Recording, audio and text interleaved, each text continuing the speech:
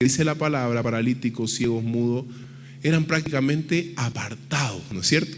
Usted conoce muy bien eso. Al ser apartado quiere decir que nadie iba ahí más que las personas enfermas. Quizás uno que otro familiar, digamos, ¿no? Entonces, eso es lo que muchas veces el mundo nos ofrece. Nos ofrece este lugar que prácticamente es inadaptado para nuestra vida, que es la enfermedad, que es la tristeza, y muchas veces creemos que es ese lugar que está designado para nosotros. Yo nací enfermo, yo me enfermé y no tengo cura. Y empezamos a meternos ese chip en la cabeza. Cuando yo atiendo jóvenes, entre 13 y 15, los jóvenes me dicen: yo no puedo salir de esta situación o pasar mi examen porque mi mamá siempre me dijo que yo era OPA. Y entonces yo soy OPA. Y el joven empieza a creerse lo que la gente le dice. Y nosotros muchas veces empezamos a decir lo que la gente cree o dice de nosotros. ¿No es cierto? Y es que esto empieza a definir nuestra vida. Y no, vos siempre vas a ser mentiroso. Vos siempre vas a ser hablador. Y si nos vamos más extremadamente, cuando el médico nos dice: usted siempre va a padecer ese cáncer y su tumor va a empezar a destruir su vida. O con los que luchan con un pecado: no, yo nunca voy a poder salir de esto. No, yo nunca voy a poder ser fiel, voy a vivir siempre en adulterio. Y empezamos a creer eso, y que eso nos defina lo que nosotros somos. Los enfermos que estaban en ese lugar eran definidos por la sociedad, y ellos eran creídos de lo que eran. Recuerdo yo muy bien cuando no tenía un compromiso con Cristo. Tenía como 16 años y fui a un retiro de Betania. Y a mí me encantó mucho las palabras, pero lo que más me encantaba era cómo los servidores, igual que los chicos, porque yo he tenido retiros con los chicos de acá del centro, veía cómo ellos al servir se desvivían por los retirantes. Aparte que pagaban su cuota, iban a limpiar los baños, digamos, ¿no? Aparte que pagaban su cuota, dormían en el piso y la gente dormía en colchoneta. Y eso a mí lo que me llamó la atención. En ese tiempo yo tenía una corteja o una novia. Fuimos a un cumpleaños, recuerdo bien, de uno que era su compañero y era servidor de la comunidad. Y cuando yo entro al lugar, no sé qué, lo veo, me pongo a conversar con él y le digo: oye, ¿y cómo es para ser servidor?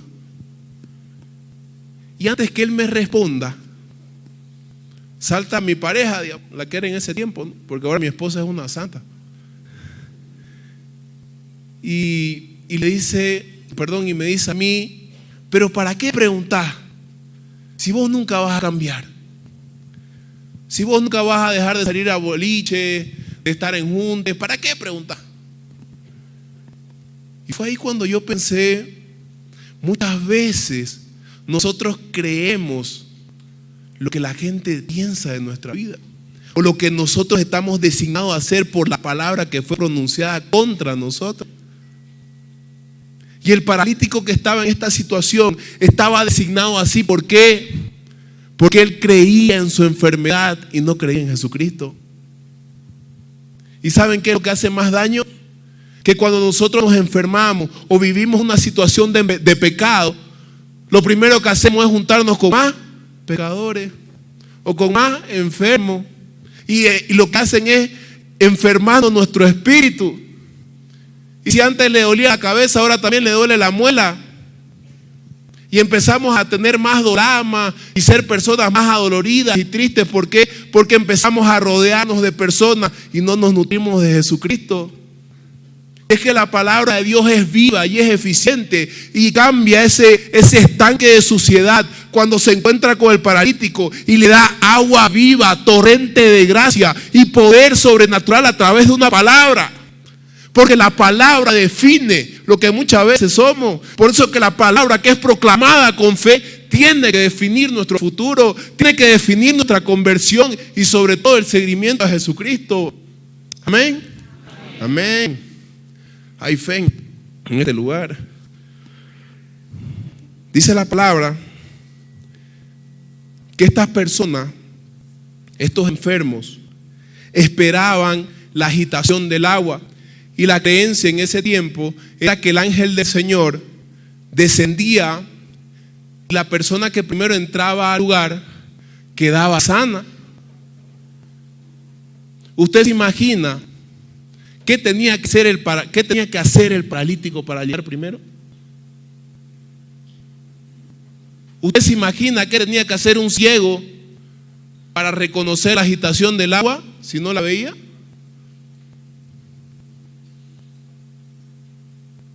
Entonces pensemos la situación. Y usted me puede decir, pero pues los que son cieguitos muchas veces desarrollan el oído, ¿no es cierto? Pero imagínense que alguien tira una piedra y el cieguito va a ir y se tira al estanque. ¿Y quién lo saca después? Entonces tenían que tener la seguridad de que el ángel del Señor estaba en ese lugar. Estaban dependientes de esa situación. Estas personas estaban condenadas a vivir lo que los otros le habían dicho. ¿Y saben qué es lo más triste? Estas personas eran apartadas del amor y de la gracia de Dios. Pero no se daban cuenta que estaban en la casa de la misericordia, en la casa de la gracia de Dios. Porque eso significa Betesda, casa de gracia o casa de misericordia. A pesar de que ellos eran apartados de la sociedad, ellos estaban dentro de la gracia de Dios. Porque la enfermedad y la tristeza, amado hermano, si a usted no lo lleva al lugar del encuentro de la gracia de Dios, es porque usted no ha sabido sobrellevar este tiempo duro. Y déjeme decirle que su tiempo fue en vano. En cambio, si usted vive un tiempo de enfermedad y de purificación, dando gloria a Dios, ahí reconoce que Jesús es su Salvador. Recuerdo muy bien cuando yo preparaba esta predicación, yo he visto muchos testimonios, pero hay uno que me impactó de sobremanera. Y lo voy a contar porque digo apartado de la sociedad, apartado de su realidad. Hace 3 años, cuando visitaba el oncológico, el lugar de los niños, ahí sabemos que vemos toda clase de cáncer, ¿no? Hay niños que tienen cáncer en el cerebro, otros que tienen cáncer en el ojo, otros que tienen leucemia. Entonces, un lugar muy duro de visitar. Cuando yo llegué al lugar, este lugar era como este pasillo. Usted llegaba al medio y había un lugar a la izquierda y otro a la derecha, y aquí estaban los apartados, que eran las personas que estaban en una situación más difícil o que no tenían diagnóstico. Entonces no podían mezclarlos con los demás. Yo llegué a ese lugar con algunos chicos de la comunidad, cuando en ese momento empezamos a repartirnos las visitas, y como siempre, cuando no estamos preparados para ver la gloria de Dios, escogemos lo más fácil, ¿no es cierto? O lo menos duro. Entonces los chicos muy sabiamente empezaron a repartirse para la derecha y para la izquierda, ¿no? Y lo dejaron al hermanito aquí en medio para que visite a los que están aislados, ¿no? Entonces yo, cuando entro a una sala, esto obviamente estaba dividido por un blindex, entro a la sala y había una niña de espalda. Esto quiere decir que estaba así, yo entraba por acá. Cuando ella escucha el sonido de la puerta de blindex, ella vuelca, ¿no? Estaba la mamá a un lado. Cuando yo la veo, yo quedo completamente impactado. Era una niña de 5 años, que después ya yo sabía cuántos años tenía. Esta niña tenía 5 años, tenía un tumor que abarcaba desde su ojo izquierdo hasta la mitad de su boca. Era completamente grande, ¿no? Había perdido el ojito izquierdo, había tenido una fractura de tabique y había tenido una desviación de la mandíbula. Todo esto a causa del tumor. Había perdido la vista de un ojo, se había quebrado o desviado su tabique y tenía la mandíbula desviada. Cuando yo entro a este lugar, la mamá lo primero que me dice: ella es Valeria. Y yo le digo: Valeria, mucho gusto. Ella me da la mano y empieza a contarme, ¿no? La niña empezó con una pequeña bola en la frente, empezó a crecer, a crecer y a crecer. Y en menos de 3 semanas está como usted la ve.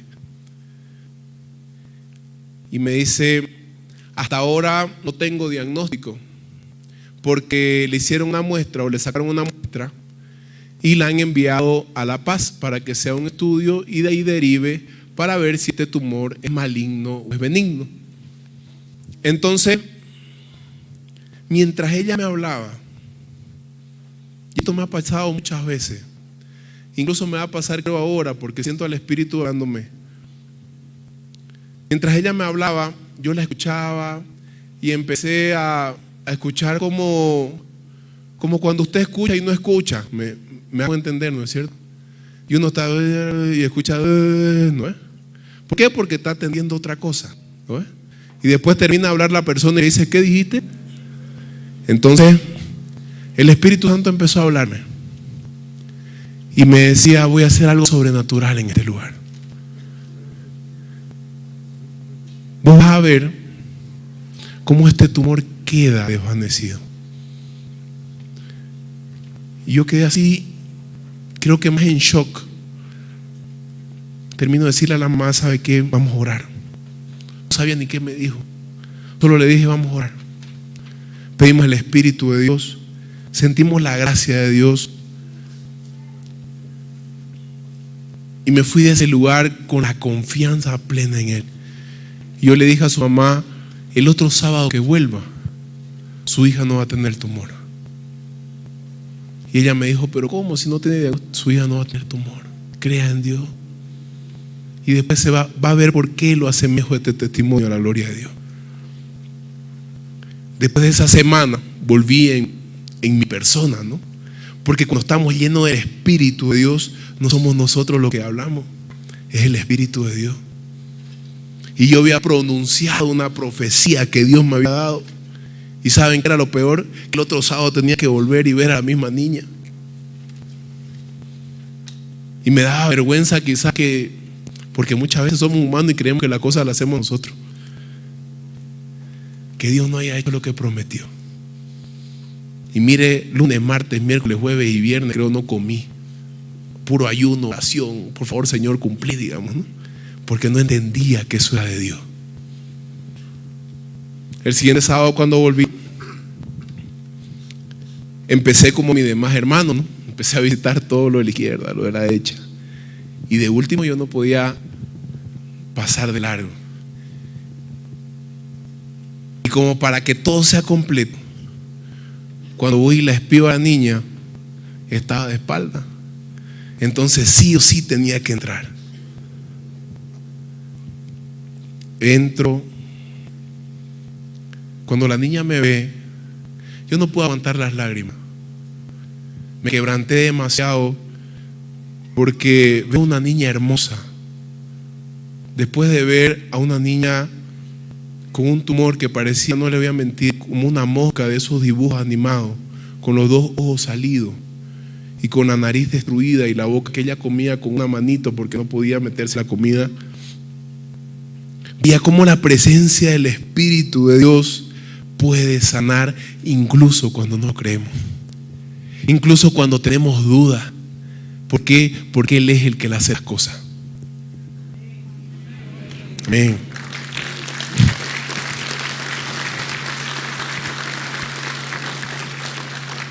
Lo más hermoso de este testimonio, me acerco al papá, no estaba la mamá, y le digo, qué hermosa que está Valeria. Y me dice, yo no entiendo qué es lo que pasó, pero dice que vino un hermano, lloró por ella. Me dijo mi esposa, ¿no? Él no estaba. Y desde ahí el tumor empezó a desvanecerse. Yo le dije, gloria a Dios. No le iba a decir, no fui yo, pues no me importa eso. Salí del lugar. Miren esto, y esto es lo que quiero que quede en su corazón. Cuando yo salí del lugar, lo primero que hice fue buscar al médico. Buscar al médico y habían 3 enfermeras. Doctor, explíqueme esto. Explíqueme esto. El doctor me dijo, no puedo explicarle, hermano. Esto es un milagro. Y cuando le pregunté, ¿por qué dice que es un milagro? Porque esa niña, a pesar de que no tenga diagnóstico, si el tumor empezaba a desvanecerse, igual ella necesitaba una operación de ojo, una operación de tabique y una operación de mandíbula.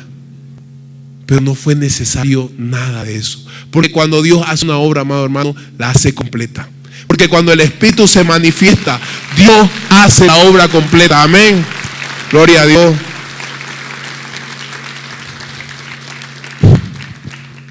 ¿Por qué les comentaba este testimonio? Porque muchas veces en nuestra vida Jesús se manifiesta, como dice la palabra, al verlo tendido y sabiendo que hacía tanto tiempo que estaba así. Jesús le preguntó, ¿quieres curarte? Y es que la pregunta de Jesús siempre es esta: ¿usted quiere curarse? Y es que decimos sí, pero ¿sabe qué es lo primero que hacemos? Salimos de aquí y decimos, ay, ¿será que el Señor hizo algo en mí?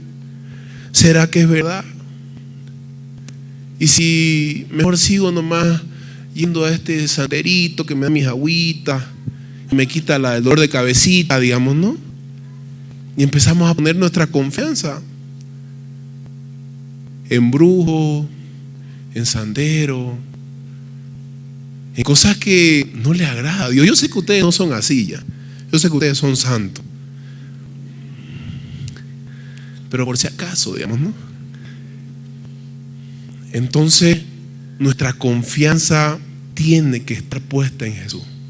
¿Cuántos de nosotros nos sentimos como este paralítico en nuestra vida? Miren la palabra.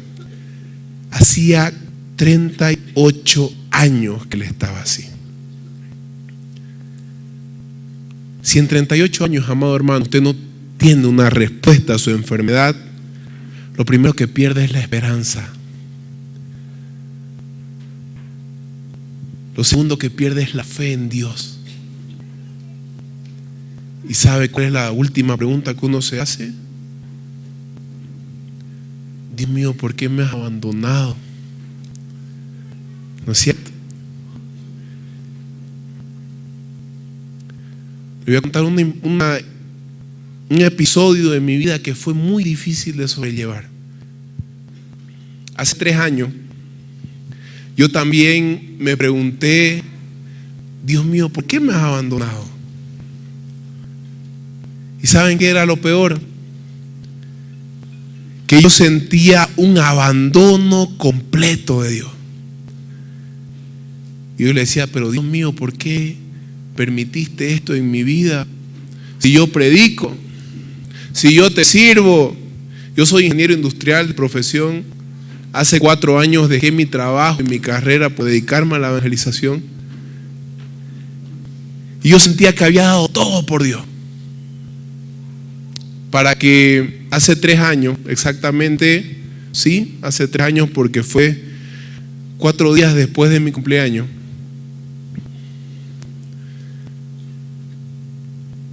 yo empecé días antes de mi cumpleaños a sentir un malestar de cabeza, vómito, y empecé a sentirme muy desganado. Algo que para mí era ilógico, ¿no? Porque para mí, yo siempre he sido una persona activa. Me encanta hacer cosas. Si no estoy visitando enfermos, estoy predicando. Y si no estoy atendiendo gente, mi esposa me dice descansa. Yo no puedo. Yo me levanto, me echo 11 y media de la noche y me levanto a las 6 y no duermo todo el día hasta la noche. Yo digo, es una pérdida de tiempo dormir. Voy a dormir en el cielo. Y empezó ese malestar. Fui al médico general, me pidió unos análisis. Y cuando pasó esto, me dice, vaya urgente a un nefrólogo. Cuando fui a un nefrólogo, me fui al mejor de Santa Cruz. Y me dijo, vuelve en 4 días. Y yo estaba mal, la verdad. Fue mi cumpleaños, me acuerdo. Fuimos a cenar con la que era mi novia, ahora es mi esposa. Y yo no tenía ganas ni de comer. Entonces, días después, el médico me atiende. Y lo primero que dice es que hay médicos que son sutiles, ¿no? Pero hay médicos que son santos, pero me gusta diferenciarlo. Ve mis análisis y me dice, Enrique, sus riñones no sirven. Usted está prácticamente designado para hacer hemodiálisis toda su vida. Bueno, le y dentro de mi interior el corazón estaba destruido y mi fe estaba destruida. Y es que, amado hermano, cuando te dan una noticia así, quizás las personas enfermas que están en este lugar me entienden. El sufrimiento es necesario.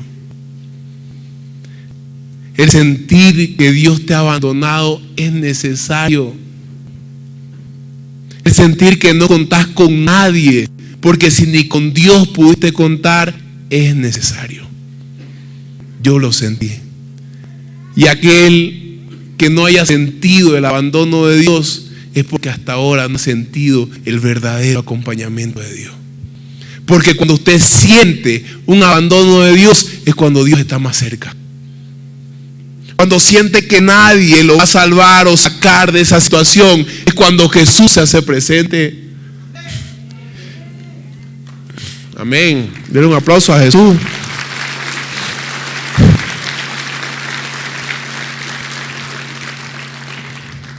Yo le dije, doctor, haga lo que tenga que hacer. Quizás alguno de sus familiares o usted ha pasado por un tiempo de hemodiálisis. Sabe lo difícil, lo duro que es. Yo hice hemodiálisis durante 2 años. Y durante los 2 años, usted me pregunta si yo me quedé en mi cama echado, llorando, pensando en qué era lo que Dios había hecho en mí. ¿O por qué permitió esa enfermedad? ¿Sufrí? Sí. ¿Sentí soledad de Dios? Sí. ¿Sabe cuánto me duró? 3 semanas.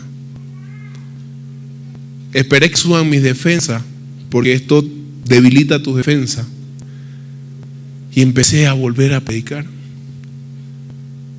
¿Y sabe qué era lo más duro para mí? Que cuando yo predicaba, los enfermos se sanaban. Y Dios me mostraba, acá hay una persona que tiene un riñón dañado. Y yo, Señor, ¿no será el mío? No es tuyo. Acá hay una persona. Y el Señor sanaba riñones, sanaba tumores, sanaba cáncer. Alguna vez le dije, Señor, ¿vos cómo me vas a sanar? Espera tu tiempo. Y yo, si hay un lugar donde yo fui bendecido por Dios, fue haciendo mis hemodiálisis. ¿Saben por qué? Porque era el lugar donde yo nunca iba a alcanzar a esas personas enfermas. Ahí conocí a una persona de la cual me encariñé demasiado. Ella se llamaba Doris, le decía yo Dorita. Ella hacía hemodiálisis al lado mío, tenía 48 años, era muy flaquita, de muy escasos recursos. fue la primera persona que conocí. Conversábamos. Nunca en la vida nadie había hablado de Dios.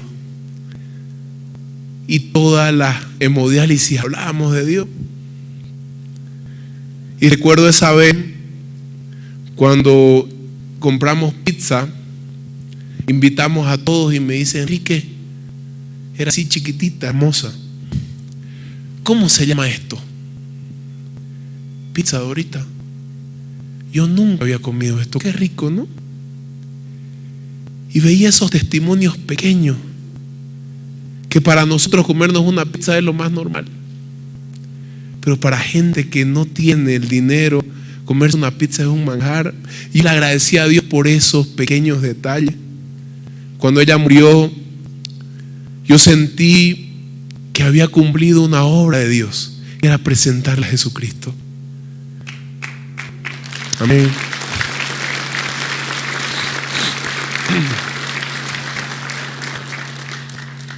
Ya después de tantos años, llegó un punto en que muchas veces nos pasa, hasta como cristianos, que nos acomodamos en la enfermedad.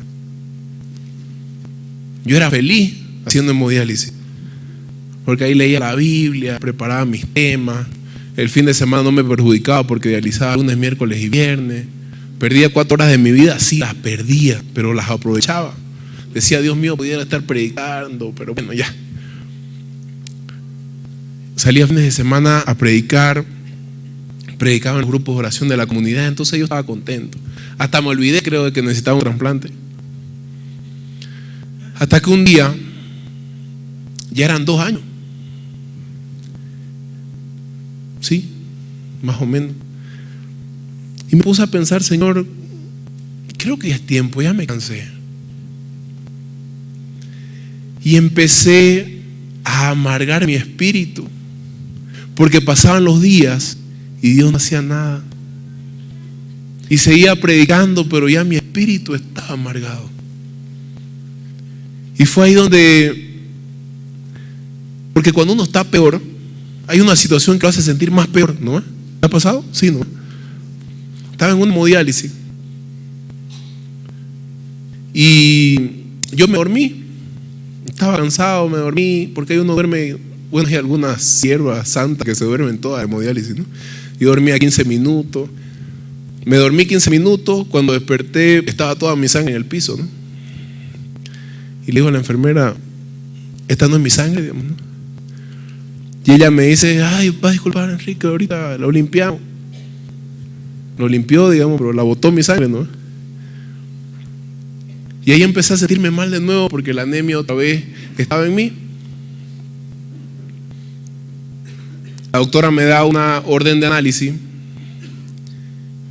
y como estaba tan amargado en el espíritu, no me la hice.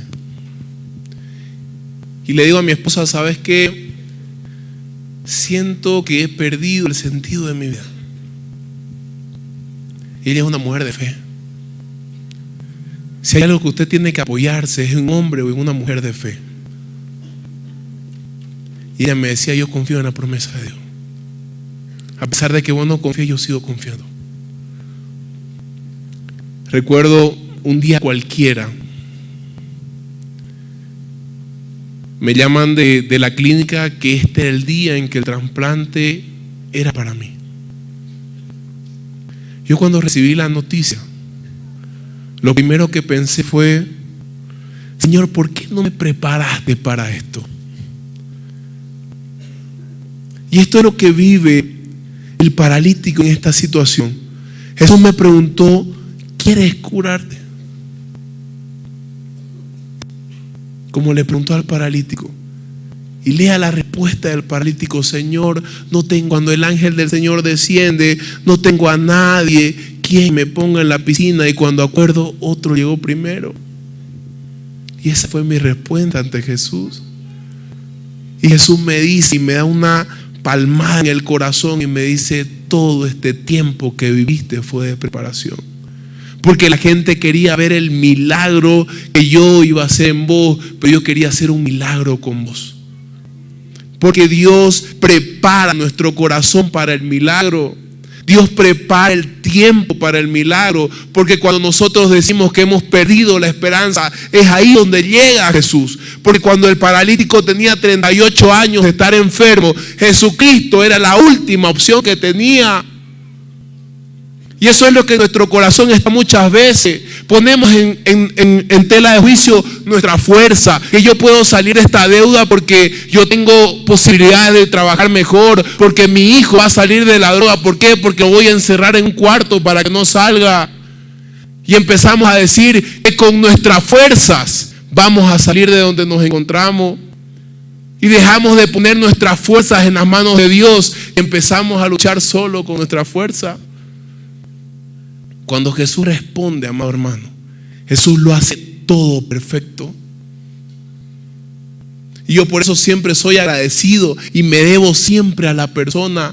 Porque si había alguien que no me conocía, siempre me decía: hermano, usted Enrique, todos los días oramos por usted. Y yo ni las conocía. Pero ¿sabe que era algo que a mí me diferenciaba? Es que a pesar de estar enfermo, siempre hacía la voluntad de Dios. Siempre confiaba en que Dios es aquel que se manifiesta a través de uno para sanar. Y uno no tiene que estar sano para declarar sanidad en la familia, para declarar sanidad a otra persona que ama. Es que decimos: no somos dignos de decir que estás sano porque estás enfermo. Y en su momento yo lo sentí. Dije: Señor, ¿cómo podés sanar a personas si yo estoy enfermo? Y Jesús me dijo: ¿quién sos vos si yo soy el que hago las cosas? La respuesta de Jesús fue esta: porque Jesús es santo. Jesús no te reprocha. Jesús te dice. Porque lo que Jesús quería escuchar quizás es: así, Señor, sáname. O como la respuesta de todo. Pero la respuesta fue evasiva a lo que Dios quería hacer. Señor, no tengo a nadie. La respuesta de Jesús fue la misma que dio este paralítico: levántate, que yo voy a hacer mi voluntad en tu vida. Cuando viví ese tiempo de operación, fue una operación milagrosa. Hasta ahora le agradezco a Dios, porque es como si Dios haya depositado en mí un órgano nuevo. Porque cuando los médicos hacían el trasplante en mi cuerpo, veían de que el órgano funcionaba como si fuera mío. Y es que nosotros no confiamos en que Dios muchas veces manifiesta su poder en este proceso. Y es que este tiempo, amado hermano, ha llegado el cumplimiento de tu proceso. Y yo quiero que en esta noche usted salga con esto en el corazón: el proceso ha terminado. Los 38 años del paralítico habían terminado. ¿Por qué? Porque verdaderamente su corazón estaba entregado a Jesucristo. Porque cuando Jesús le dice: levántate, levántate, es ahí donde él reconoce la autoridad de Jesús. Levántate, toma tu camilla y camina. Y es que esto es lo que necesitamos escuchar de la voz de Jesús, que es aquello que necesita que Jesús te responda en esta noche. Y miren lo hermoso que es obedecer a Jesucristo en la situación que nos encontramos. ¿Saben por qué? Porque en el versículo 13 más adelante, el paralítico no tenía idea quién era Jesús. Y ahí nos damos cuenta de que la fe estaba puesta en la palabra de Jesús, en la profecía que Jesús le daba a este paralítico. Porque cuando se encuentra con los maestros de la ley y le dice: ¿quién fue el que te sanó en sábado? El paralítico le responde: no sé, hay un joven o un tipo que le dicen Jesús, pero no sé quién es. No importa que no conozcas a Jesucristo. No importa si hasta ahora en tu vida no has tenido un encuentro personal con Él. ¿Saben por qué sanó al paralítico? Porque fue evidencia del poder de Dios. Y si usted, amado hermano, viene por primera vez, viene a conocer de Jesús, también para usted ha llegado el día de la bendición. Porque Jesús no hace excepción de persona, Jesús no hace excepción de historia. Lo que Jesús quiere es evidencia poderosa para este mundo. Amado hermano, cuando Jesús lo invite a levantarse de la situación en la que se encuentra, levántese. Que no le pese dejar el pecado. ¿Saben por qué? Porque muchas veces el pecado es aquello que nos aleja de la bendición de Dios.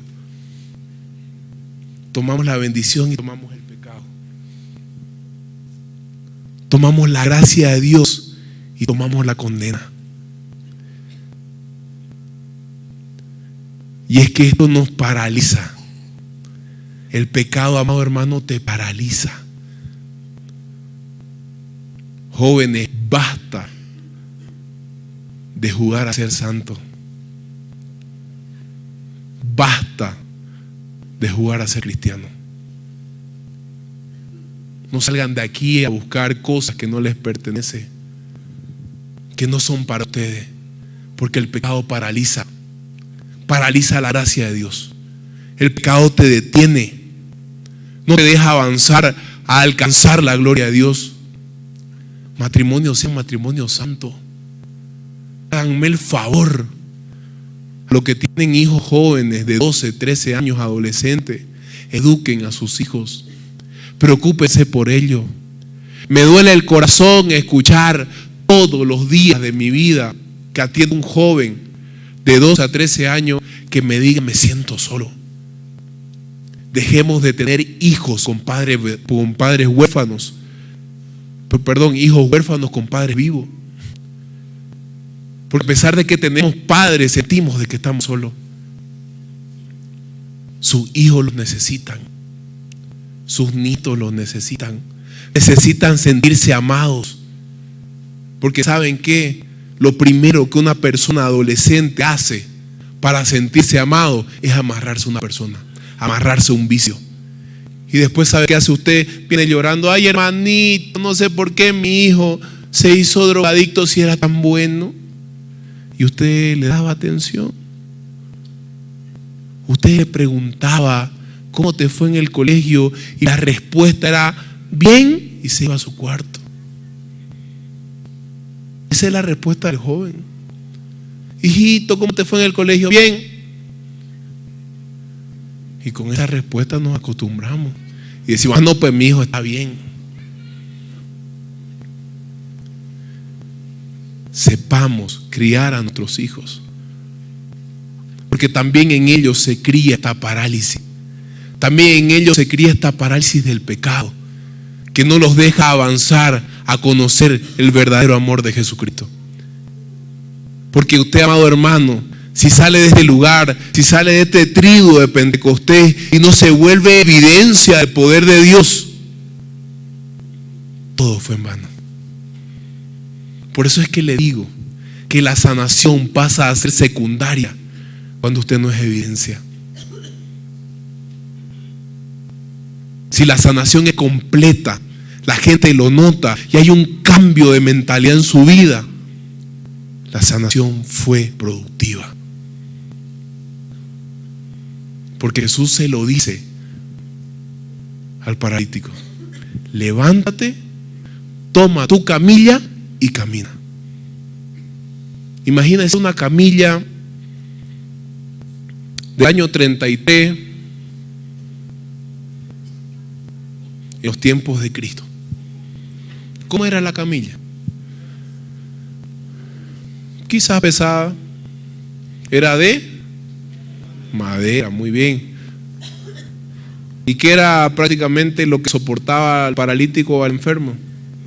Una tela, ¿no? ¿No es cierto? Yo quiero que mire el madero. ¿De qué está hecho? ¿Cuántos palos? ¿Y qué es lo que cubre a Jesús? Un manto, ¿no es cierto? ¿qué es lo que le dice al paralítico? Toma tu historia. Mira de dónde te saqué. Y camina con eso para que sea evidencia del poder de Dios. Y eso es lo que quiere Jesús. Que no solamente sea el levante, me voy a mi casa sano y me voy a mi casa limpio. Lo que quiere es que cargues con lo que Jesús te ha limpiado y te ha sanado. Y que no vuelvas a pecar y que no vuelvas a la misma vida que llevabas antes de ser sanado. Porque la sanación no tiene sentido si no hay un cambio de vida. Si no nos volvemos evidencia del poder de Dios, no existe la sanación poderosa de Dios.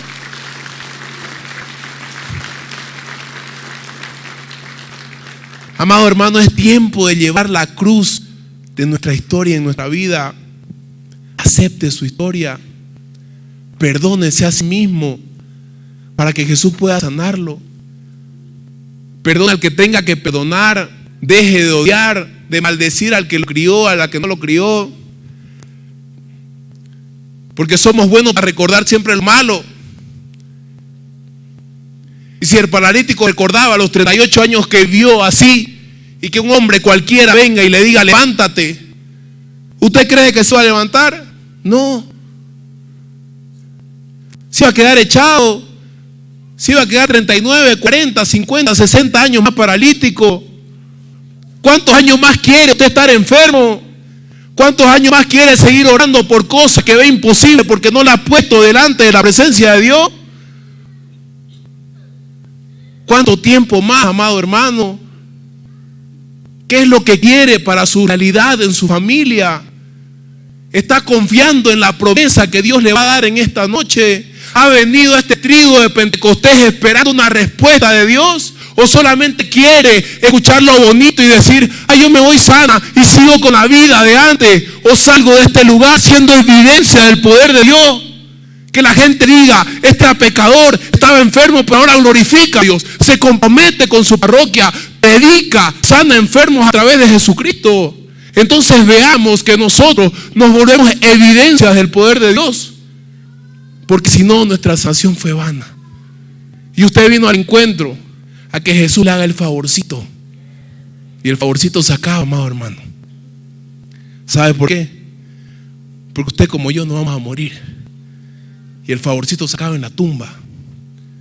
Pero cuando dejamos un legado del poder de Dios, cuando yo me presente delante de Jesús, yo le pueda decir, Señor, es verdad, renegué contra ti, dudé de ti. Pero cuando me sanaste, me limpiaste, me libraste, me volví evidencia de tu poder. Me volví evidencia de tu gloria. Pude sanar, salvar a más personas a través de ti. La gracia no quedó estéril. La gracia de Dios se multiplicó. Imagínense, amado hermano, aquí somos miles. Somos unas 1000 personas. Si aquí salimos encendidos del poder de Dios, ¿usted cree que no podemos tomar Cochabamba para Cristo? ¿Usted cree que su familia no puede ser tomada con el poder de Dios solamente por ser evidencia del poder y de lo que usted está dispuesta a recibir en este trigo de Pentecostés? Y eso es lo que necesita Jesucristo. Personas que sean evidencia del poder de Dios. ¿Qué es aquello que te tiene paralizado? ¿Qué es aquello que hasta ahora no te deja confiar en la promesa de Dios? ¿Qué es aquello que ha paralizado la gracia de Dios en tu vida? Y piense el pecado que lleva hace 10, 15 años. Jóvenes, piensen qué es esa persona que los tiene paralizados en el camino de Dios. No es que yo lo amo, dice el joven. Se enamoran. Y jóvenes que están aquí, enamórense primero de Jesucristo, para que sepan cuando un hombre y una mujer los ama de verdad. Dejen de ser esclavos de personas que les hacen daño.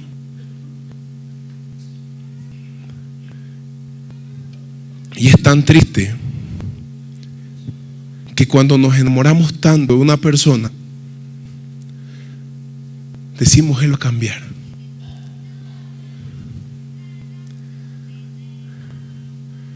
Una vez atendí a una persona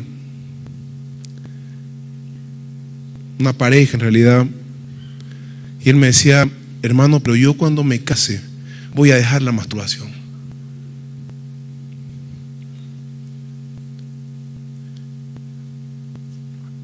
Y es que usted cree que llevando un pecado a su familia va a ser libre.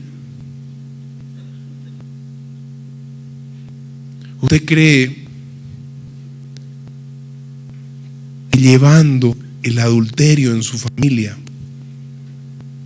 la gracia de Dios se va a depositar? ¿Va a criar hijos santos? Jóvenes, ¿cómo están preparando su matrimonio? No les hablo a los comprometidos ni novios, ¿no? Les hablo a todos los que están solteros también. Porque tienen que pensar de que este matrimonio tiene que agradar a Dios.